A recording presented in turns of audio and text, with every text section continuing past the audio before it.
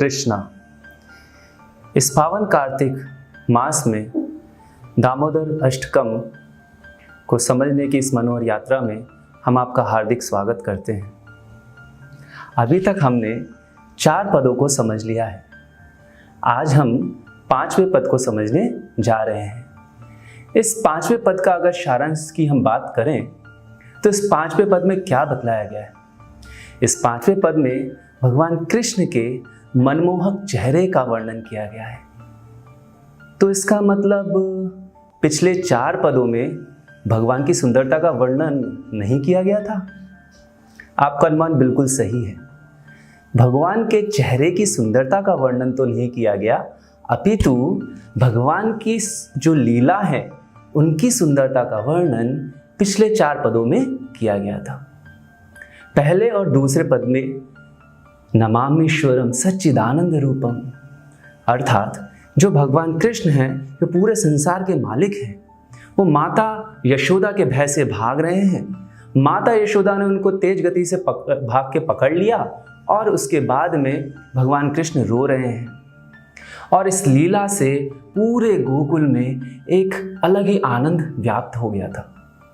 और सत्यव्रत मुनि भगवान से याचना कर रहे हैं कि हे प्रभु, मेरे को आपकी इस लीला का आस्वादन अपने हृदय में हमेशा करते रहने का अवसर प्रदान करिए। अब 5वें जो पद है उसमें क्या बतलाया गया है। इदं ते मुखाम्भोजम अत्यंत नीले। पहली पंक्ति कह रही है इदं ते, यह आपका, मुखाम्भोजम, मुखाम मतलब मुख और अम्भोजम अर्थात जो कमल पुष्प है। तो आपका जो चेहरा है वो एक खिले हुए कमल पुष्प के समान है और अत्यंत नीले, अत्यंत नीला है। वृतम कुंतले स्निग्धरतिशगोप्या। दूसरी पंक्ति में बतलाया जा रहा है वृतम मतलब वृत्ताकार आकृति में आपका जो पूरा चेहरा है, वृत्ताकार आकृति में, कुंतले लंबे घने बालों से। और वो बाल कैसे हैं? स्निग्ध रक्तेश्या, अर्थात स्निग्धा नाजुक चमकीले, और रक्तेश अर्थात होता है लाल। तो भगवान के जो लाल लंबे चमकीले नाजुक सॉफ्ट बालों से उनका चेहरा ढका हुआ है।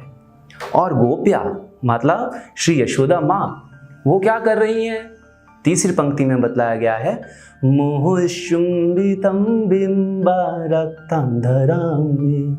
मुहुष अर्थात होता है बारंबार, चुंबितम वो चूम रही हैं। भगवान कृष्ण के सुंदर मुखड़े को माता यशोदा बार बार चूम रही हैं। और उस चेहरे पर जो भगवान कृष्ण के अधर हैं वो कैसे हैं? रक्तेश्य, लाल। और कैसी लालिमा है उस उनके अधरों पर, उनके होठों पर? बिंबा फल के जैसे। बिंबा फल एक विशेष प्रकार का फल होता है जो इस पूरे संसार में सबसे ज़्यादा लाल कहा जाता है। जनरली हम लोग देखते हैं स्त्रियां अपने आप को सुंदर बनाने के लिए लिपस्टिक का यूज़ करती हैं, लेकिन भगवान का जो अधर हैं वो प्राकृतिक रूप से इतने लाल हैं कि उनको किसी भी प्रकार के अलंकार की आवश्यकता नहीं है। और फिर जो सत्यव्रत मुनि कह रहे हैं मनस्या विरास्तामालम लक्ष्य लाभे।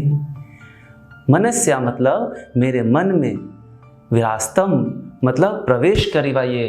तो आपकी जो ये सुंदर चेहरे की जो ये लीला है जिसको माता यशोदा बार बार चूम रही है, इसको मैं क्या करना चाहता हूँ? विरास्तम मतलब अपने हृदय में धारण करना चाहता हूँ, उसको प्रकट करवाना चाहता हूँ आपसे। अलम लक्ष्य लाभे, अलम अर्थात मतलब इसके अलावा मुझे कुछ और नहीं चाहिए। कुछ और क्या? लक्ष्य लाभे। लक्ष्य लाभे मतलब लाखों लाभ, लाखों वरदान। तो वो कह रहे हैं हे प्रभु, जो आपका ये जो सुंदर चेहरा कमल पुष्प के समान है और जो बालों से घिरा हुआ है, ये बहुत ही सुंदर है। और माता यशोदा इसको क्या कर रही है? बार बार चूम रही है। इसमें जो आपके अधर हैं बहुत ही लाल हैं, वो भी बहुत आकर्षक हैं। तो मेरे ऊपर एक कृपा करिए कि मैं आपके इस बाल रूप के इस चेहरे का आस्वादन बारंबार कर सकूं। और इस श्लोक से प्रतीत होता है कि मानो भगवान कृष्ण सत्यव्रती मुनि से कह रहे हैं, हे मुनि, मैं आपसे अत्यधिक प्रसन्न हूं, आप मुझसे कोई भी वरदान मांग लो। तो सत्यव्रती मुनि क्या कह रहे हैं बदले में कि हे प्रभु, आप मुझे लाखों वरदान दीजिए, पर मुझे लाखों वरदान भी नहीं चाहिए। मेरी तो आपसे बस एक यही प्रार्थना है कि मैं आपके सुंदर चेहरे का दर्शन कर सकूं।